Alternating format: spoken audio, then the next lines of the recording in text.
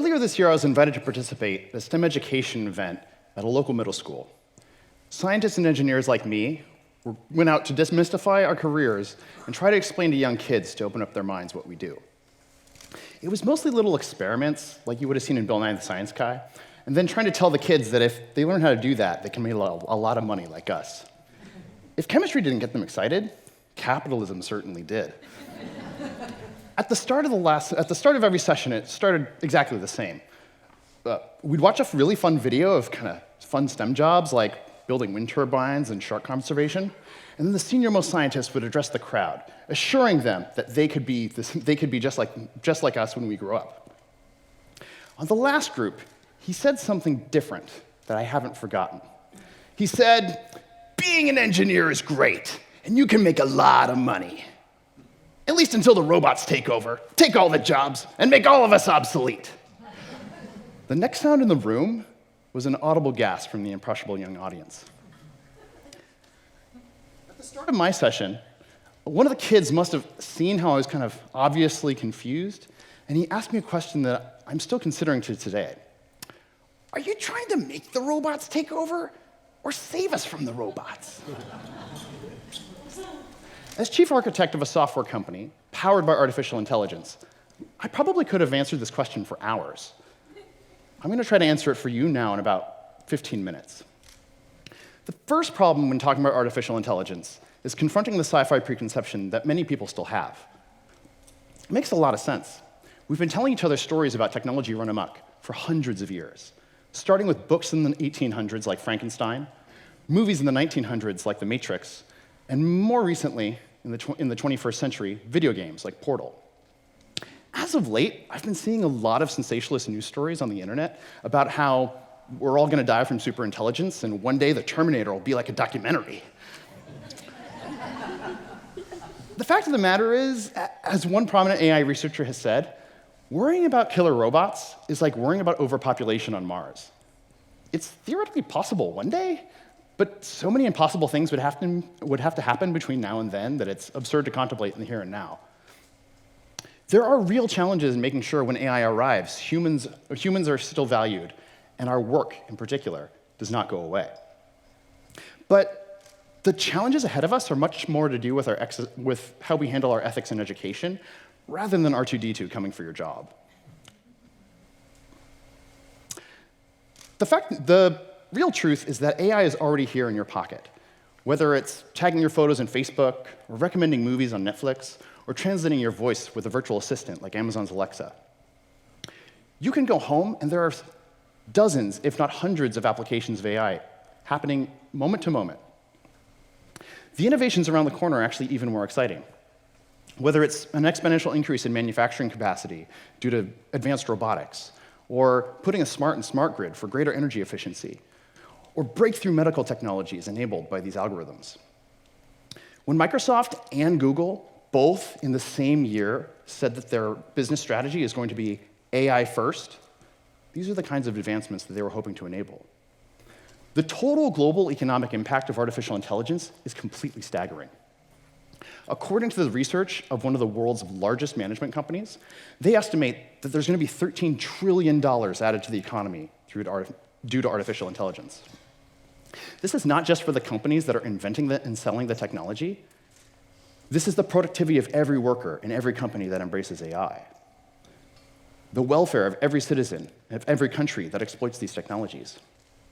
To compare this massive statistic in another way, that's about 4 times the steam engine and 2 times that of the internet. So, how can we start to work together to overcome a man versus machine mindset when it comes to machine learning? There are absolutely reasonable, rational matters of concern when it comes to artificial intelligence. Just none of them have to do with killer robots. As more and more decisions are turned over to artificial intelligence, we have to be asking ourselves, will they make the right choices? Do we even know what the right choices are?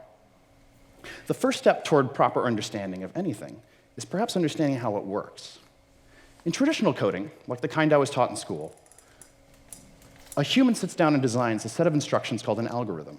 That's fed to the computer, and it uses math, not magic, to execute its instructions and deliver answers to the users. Contrast that to machine learning, the kind of innovation that's powering our modern innovations and those we're about to see in the next decade.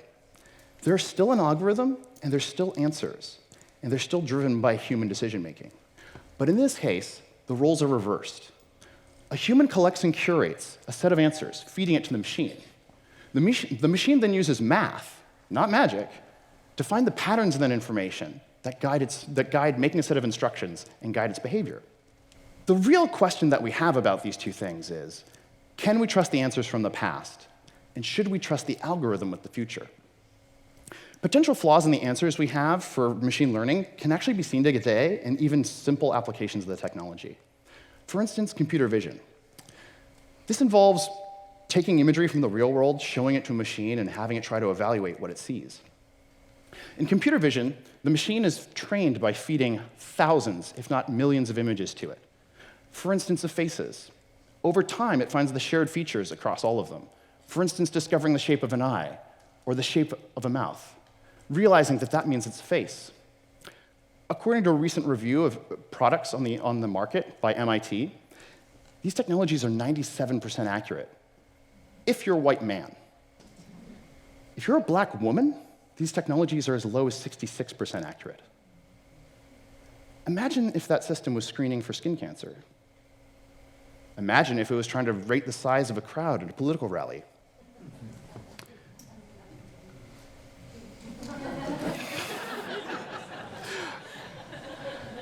This flaw is undoubtedly caused by a unbalance in the images they were showing the machine. There were too many of white men and not enough of black women. But how are we going to avoid this in the future? Just like the aspirations we have around teaching our children about an ideal world, in many ways, we're going to have to teach the machines to create a future that's better than the past we're coming from. Otherwise, the injustice we've been living with will become the inequality of the future. Assuming that we can share with the machine a more ideal world, we still have to consider to ourselves what kind of choices we're willing to trust with the machine. What kind of choices we're willing to trust to the machine. Take, for instance, the self-driving car. There are 1.2 billion drivers in the world today. As we transition toward these autonomous vehicles, we have to realize that the systems will be reading the patterns in the traffic and reacting in split-second time.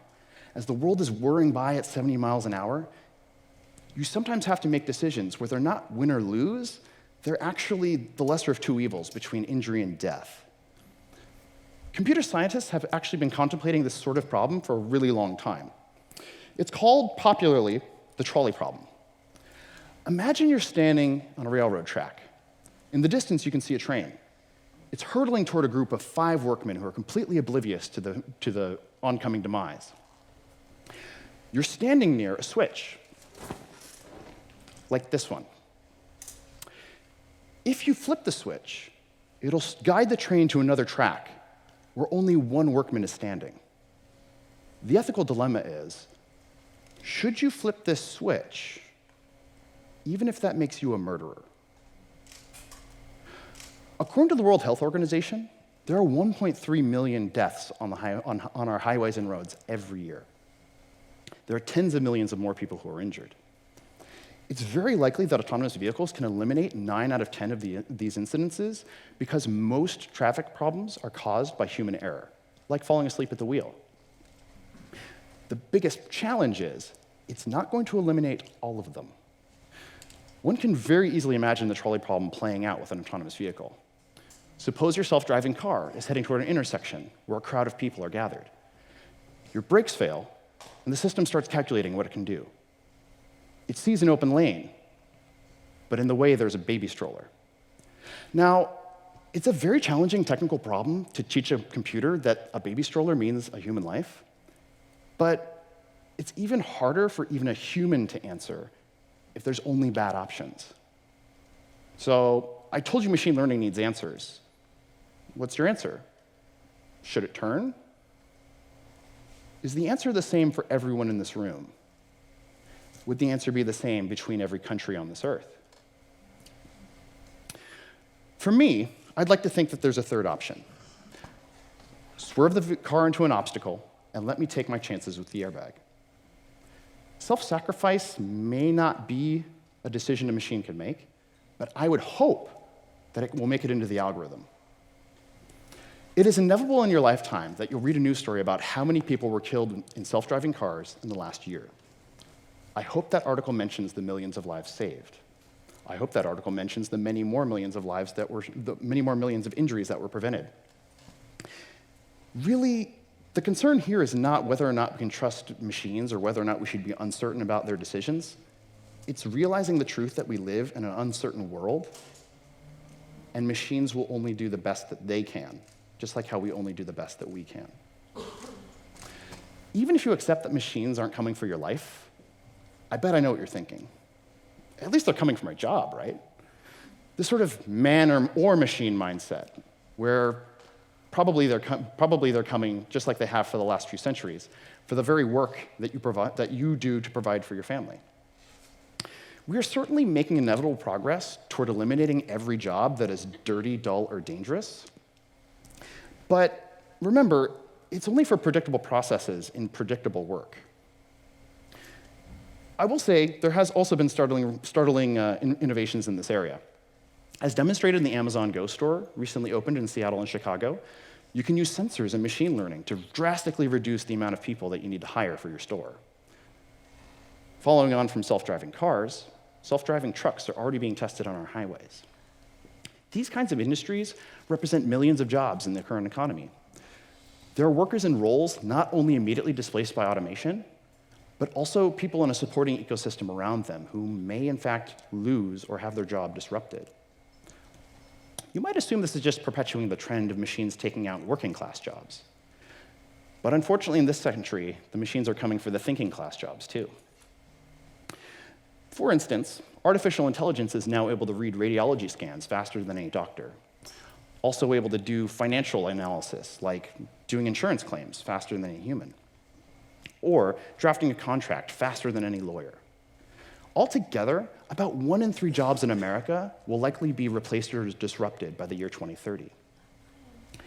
It can be very hard to process that sort of statistic, so let's try to actually analyze it in a matter of hours and skills. In the workplace today, you can see a collection of abilities of humans that are currently being put to work, from physical labor, as in handcrafted items, basic knowledge work, like you would learn in high school, technological skills, like we were hoping to teach all those STEM students in that room, advanced intellectual skills, like those you might learn in college, and also finally social and emotional skills, the most vitally human ones of all. Continuing from the trend of the last 30 years, those in the so-called low-skilled jobs areas are absolutely going to continue to diminish by the year 2030. And those in the high-skill areas are going to continue to grow. Part of what drives adoption of technical resources is lack of human resources, and this skills mismatch is growing year over year. Right now, there are in fact more trade skills or more trades jobs, manufacturing jobs, and tech jobs than there ever have been before, but there's proportionally fewer and fewer people to fill them. Overcoming the skills mismatch will actually be even more challenging in the time of artificial intelligence because of the increased pressure automation will create. To ensure technology is an augmentation rather than substitution for human work, we really need to move toward not just higher skill jobs, but multi-skill jobs, because any single repetitive task, physical or mental, can be automated now with technology, and humans do need to stay one step ahead. I do believe that the future is not man versus machine, nor even man or machine. It is man and machine. While there are rational and reasonable reasons to be concerned about artificial intelligence, it's absolutely not killer robots. And the massive benefits outweigh the perceived risks. As long as we're proactive and direct in making the choices that we have about the technology, we can survive this in the way that we have in the past. Back in 1790, about 90% of all jobs in the United States were based on farming. With the invention of the tractor and other enabling technologies, that number is now down to 1.7%. But we're not all sitting around talking about how tractors took our jobs. Thanks to the radical idea that we should all go to school until we're at the ripe old age of 14, we were able to turn farmers into factory workers and power the first industrial revolution. Now we're in the fourth industrial revolution. What we need is to upgrade our ethics in education, such that we're ready for the next step in technology. Ethics starts with those behind the keyboard, like ensuring the diversity of teams and trying to tackle difficult inherited bias issues like those I demonstrated with the machine vision example. But the most ambitious, and what I am probably going to need your most help with in the voting booth, of all problems, has to do with creating a more modern Bill of Rights in the era of machine learning. There are countries that are already ahead of America on this. This year, the European Union passed a law called the General Data Protection Regulation, or GDPR. It laid out some key tenets, providing guardrails for companies that are building AI technology and managing the steady stream of data that they're feeding to their algorithms. 3 of the key provisions, I believe, should be adopted as quickly as possible. Privacy for the citizens, such that they must opt in to all information sharing. Transparency for the company in their handling of data, such that you can do such things as request to see a copy of it, request that it's deleted if you don't like what you see. And finally, explainability in the algorithms. When a machine makes a choice, you should have the right to challenge that. You should have the right to have it explained to you. And you should have the right for a human to reverse it if it is found to be unfair. Now that we can ensure that people keep their rights in the era of machine learning, how do we ensure they keep their jobs? Education is about a lot more than just providing workers for the economy. And the great news about machine learning is that it actually makes more time for human learning. In all cases, it must start with awareness in the public. We're in an uncertain time. In order to ensure equipping people with the intelligence to interact with machines, we must also give them the wisdom to make the right choices and the charisma to connect with the humans all around them. We also need to make sure there's alignment of curriculum such that it's teaching not just 21st century skills, but also ensuring that every student at every level can collaborate with technology, create with code, and harness the kind of innovation that the next century will demand. Finally, access to advanced education for those entering the workforce and those already in it. If there's one thing in America that's growing faster than technological possibility, it's student loan debt. It's entirely possible for a student entering school today to enter into an industry that's been transformed, maybe even 5 years from now, and certainly before they're done paying off their student loans. The younger the student is, the more dramatic this trend. It is expected that up to 65% of students in elementary and middle school today will occupy jobs that don't even exist yet. We can't exactly tell you what those things will be, but that's precisely why they won't be done by machines anytime soon. What I can tell you is that the choices we have ahead of us have to do with what humans are going to do, not what machines are going to do. The big dilemma being, will we upgrade our society as quickly as we're upgrading our software? Because the future is about man and machine learning together. So the next time someone asks me, are you trying to make the robots take over or save us from the robots? The only truthful answer is yes.